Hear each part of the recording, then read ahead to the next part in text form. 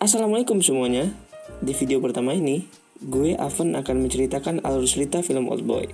Film ini adalah film remake dari film aslinya yang rilis pada tahun 2003 dengan judul yang sama. Film ini mengisahkan seorang pemuda yang diperankan Thanos, yaitu Josh Brolin, diculik dan disekap oleh orang misterius. Di sini, Thanos dibantu oleh Wanda, yaitu Elizabeth Olsen, untuk mencari informasi mengapa ia diculik dan dikurung selama 20 tahun.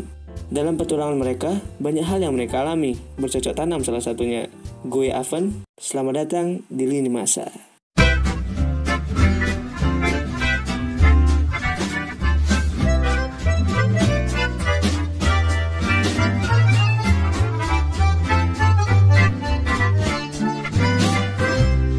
Di film ini Thanos berperan sebagai Joe Doucette. Ia adalah seorang karyawan di sebuah perusahaan periklanan. Joe Doucette memiliki anak perempuan bernama Mia yang disebutkan oleh mantan istrinya di telepon bernama Donna. Joe Doucette ini adalah seorang pecandu alkohol dan tidak tahu aturan. Di awal-awal scene aja kita udah diperlihatkan Bang Joe ini sedang kencing sembarangan. Sopankah begitu? Suatu malam ia datang ke sebuah restoran untuk alasan pekerjaan. Bukannya ia berterima kasih kepada kliennya, ia malah menggoda istri kliennya. Benar-benar ya si Bang Jo. Di malam yang sama, setelah diusir dari restoran itu, dalam keadaan mabuk, ia membeli mainan untuk anaknya dari pedagang pinggir jalan. Setelah membeli mainan itu, ia lalu pergi ke bar milik temannya dan mengajak temannya minum lagi. Tapi temannya yang bernama Chucky itu menyuruh Bang Jo untuk pulang dan beristirahat. Dalam keadaan kecewa dan mabuk, Joe berjalan pulang disertai hujan yang deras. Joe melihat seseorang berpayung kuning dan mendekatinya. Chucky yang sebenarnya kasihan terhadap Joe keluar untuk menengoknya, tapi yang tersisa hanya mainannya yang ada di depan pintu bar Chucky. Scene berlanjut memperlihatkan Joe terbangun dari tidurnya di sebuah kamar yang gak dia kenal, lalu berkeliling melihat-lihat isi kamar itu. Karena kemarin malam ia mabuk, ia mengira bahwa semalam ia bermantap-mantap dengan si cewek berpayung kuning. Merasa ada sesuatu yang salah, Bang Joe berusaha membuka pintu dan jendela, tapi usahanya sia-sia. Hari-hari pun berlalu. Setiap hari Joe hanya diberi makan makanan yang sama, dengan minuman vodka. Suatu hari saat sedang menonton TV yang isinya mbak-mbak seksi, Joe dibius dengan gas yang tiba-tiba keluar dari kamarnya. Ketika Bang Joe pingsan, sampel DNA, sidik jari, dan air seni Bang Joe diambil oleh orang misterius berpakaian hitam. Sampel ini digunakan sebagai alat untuk memfitnah Joe, membunuh dan memperkosa mantan istrinya Donna. Nah, saat Joe ingin menonton TV, ia melihat berita kematian istrinya dan ialah pelaku pembunuhan tersebut. Dengan rasa marah, Joe tetap menjalani harinya di kamar ini. Karena sangat kesepian, Bang Joe mengambil bantal dan menggambar wajah manusia dengan darahnya sendiri. Sampai suatu ketika, Bang Joe bertemu dengan seekor tikus putih.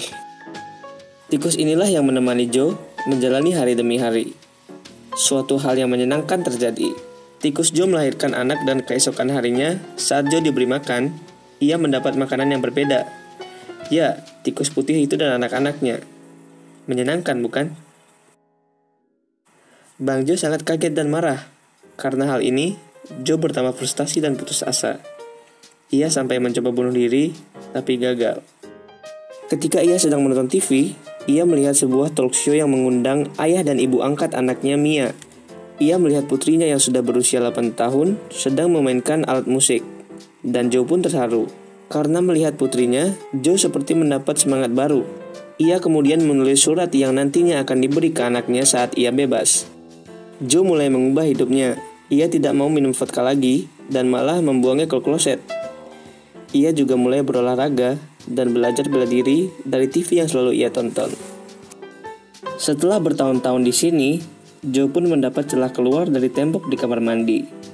Kita bisa lihat sekarang, badan Joe udah sangat bagus, tidak seperti di awal film. Tidak seperti badanmu. Joe terus berusaha mencongkel tembok itu, hingga pada saat ia mau keluar, ia melihat anaknya ada di talk show yang selalu ia tonton. Joe bertambah semangat sekaligus terharu, karena anaknya mau memberinya kesempatan dan mau memaafkannya. Tiba-tiba, gas bius pun keluar lagi dan membuat Joe pingsan. Scene berlanjut menampilkan Joe yang ada di dalam sebuah koper dengan banyak uang dan surat-surat yang ia tulis, dan dia juga mendapatkan sebuah smartphone. Baru saja keluar dari koper itu dan menghirup udara bebas, Joe melihat perempuan berpayung kuning yang sama seperti saat ia diculik dan ia mengejarnya. Di saat Joe mengejar perempuan itu, ia dihalangi oleh pemuda-pemuda yang mengira Joe ingin mengganggu perempuan itu. Karena telah berlatih bertahun-tahun saat diculik, Joe sangat mudah melawan mereka, padahal ia hanya sendirian. Setelah ia mengejar lagi dan melihat payung kuning itu, payung tersebut malah dipegang oleh bapak-bapak yang ingin bertemu dokter. Joe kesal dan ingin menghajar bapak itu, tapi ia dihalangi seorang wanita bernama Mary Sebastian. Karena melihat Joe yang terlihat kebingungan, Mary kemudian memberi kartu namanya pada Joe. Karena Mary adalah seorang petugas di klinik keliling dan ia merasa simpati pada Joe. Setelah 20 tahun tak jumpa, Joe mendatangi bar temannya, Chucky. Chucky terkejut dan Joe menceritakan kisahnya selama ini.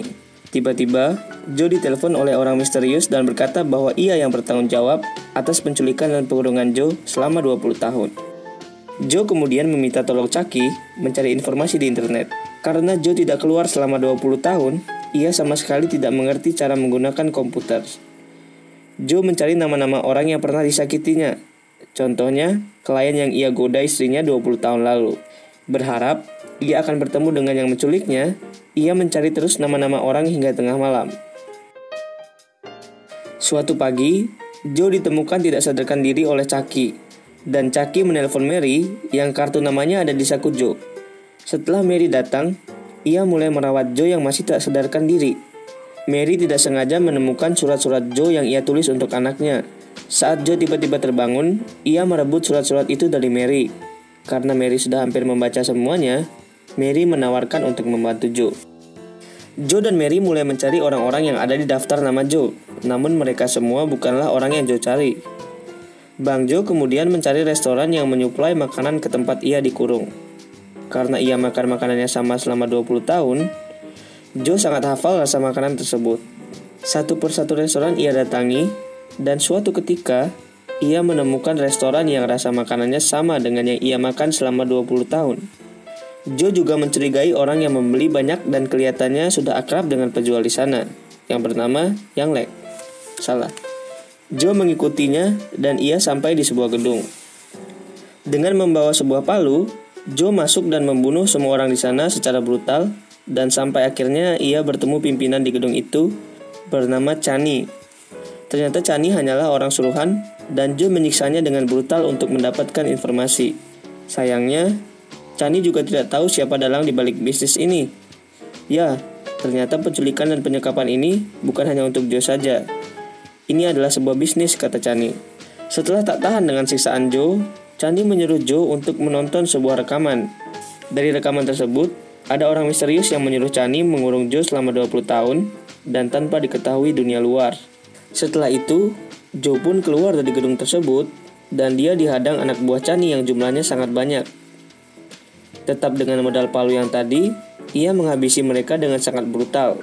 Setelah berhasil melawan orang-orang itu, Joe terluka parah dan ia diselamatkan oleh orang tak dikenal dan membawanya ke bar Chucky. Kenapa ya tiba-tiba Joe ditolong mereka? Tonton aja. Joe yang terluka parah dirawat oleh Mary dan temannya, dan ia kembali ditelepon oleh orang misterius yang juga tadi menelponnya. Pria itu tiba-tiba nongol di bar Chucky, dan Joe yang sangat marah mengambil pisau dan ingin menghabisinya, namun dihalangi oleh anak buah si pria misterius ini. Pria itu kemudian berkata pada Joe bahwa ialah yang menculik dan menyekap Joe, dan ternyata ia juga berkata bahwa ialah yang membunuh dan memperkosa mantan istri Joe. Pria ini kemudian menjelaskan Joe bahwa pengurungan Joe bukan tanpa alasan. Pria misterius ini kemudian memberi 2 pertanyaan pada Joe. Yang pertama, siapa pria misterius ini? Dan yang kedua, mengapa ia menculik dan mengurung Joe selama 20 tahun? Dan jika Joe berhasil mendapat jawabannya dalam 48 jam, Joe akan dihadiahi $20 juta dalam bentuk berlian. Dan pria ini akan bunuh diri di depan Joe dan meninggalkan surat pernyataan bahwa Joe tidak bersalah atas pembunuhan mantan istrinya. Hubungan Joe dan Mary semakin dekat. Mary membantu Joe untuk mencari jawaban dari pertanyaan pria misterius itu. Karena nada dering Joe selalu sama saat ia ditelepon oleh pria misterius itu, Mary punya ide untuk mencari tahu apa lagu itu, dan ternyata lagu itu adalah lagu dari Evergreen Academy, yang dimana itu adalah sekolah lama Joe. Setelah mendapat berbagai informasi, mereka akhirnya mendatangi Evergreen Academy. Namun ternyata sekolah tersebut ditutup dan dijaga oleh seorang security, dan mereka pun berencana untuk kembali pada malam hari. Sambil menunggu malam, mereka menyewa sebuah motel, dan Joe melihat Mary hanya memakai handuk setelah mandi. Joe dan Mary pun akhirnya bercocok tanam dan Vision melihat dari kejauhan melalui kamera. Enggak, bohong. Pria misterius itulah yang memata-matai mereka dengan kamera yang ada di motel tersebut. Saat malam tiba, Joe dan Mary kembali ke Evergreen untuk mencari arsip dan data yang bisa dijadikan petunjuk. Mereka menemukan foto si pria misterius itu, dan ia bernama Adrian. Adrian ternyata punya masa lalu yang kelam, di mana semua anggota keluarga Adrian dibunuh kecuali dirinya. Joe mencoba untuk mengingat masa lalu agar bisa mendapat petunjuk kenapa Adrian mengurungnya. Joe kemudian teringat satu kejadian yang cukup mengagetkan. Ia melihat teman perempuan di kelasnya bercocok tanam dengan seorang bapak-bapak di kebun belakang sekolah, dan ternyata perempuan itu adalah saudara Adrian. Joe yang tahu bahwa ia suka begituan dengan bapak-bapak, kemudian membulinya dengan mengecapnya sebagai seorang pelacur dan menceritakan kejadian itu kepada teman-temannya. Berbekal informasi yang cukup, Joe pun memutuskan untuk menemui Adrian dan dihalangi oleh Mary. Mary mengeluarkan kekuatannya. Bukan, Mary merasa khawatir kepada Joe jika ia bertemu dengan Adrian. Joe meyakinkan Mary bahwa ia akan baik-baik saja. Setelah sampai di kediaman Adrian, Joe langsung bertanya di mana anaknya. Ia dihalangi oleh anak buah Joe, tapi Joe berhasil membunuhnya. Ya iyalah, Thanos.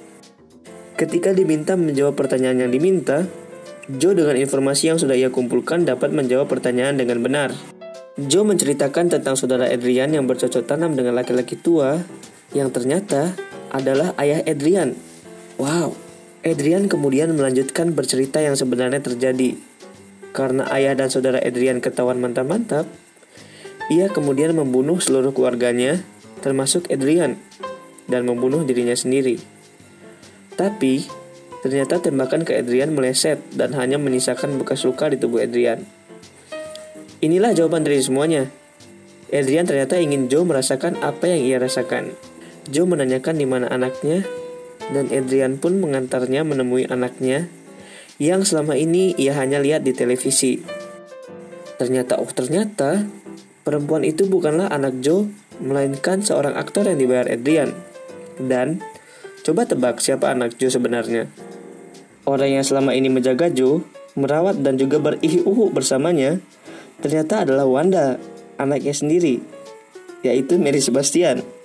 Ini sudah direncanakan oleh Adrian dengan sangat matang. Kalian ingat kan tadi payung kuning tiba-tiba ada di bapak-bapak? Dan orang yang menolong Joe tiba-tiba mengantarnya ke bar Chucky? Setelah mengetahui fakta mengejutkan itu, Joe sangat syok dan tidak bisa berkata apa-apa. Adrian kemudian mencoba menghubungi Mary, tapi Joe memohon agar Adrian tidak melibatkan Mary lagi. Karena merasa balas dendamnya sudah berhasil, dan kini Joe sudah merasakan apa yang ia rasakan, Adrian pun bunuh diri dengan menembak kepalanya sendiri. Di ending film, Joe memberi berlian yang sudah diberi Adrian padanya, dan ia juga memberi mainan yang sudah ia beli untuk Mary saat Mary berumur 3 tahun. Joe kemudian mendatangi Chani dan membayarnya dengan berlian agar Chani mengurung Joe kembali untuk selamanya. Sungguh ending yang sangat sopan.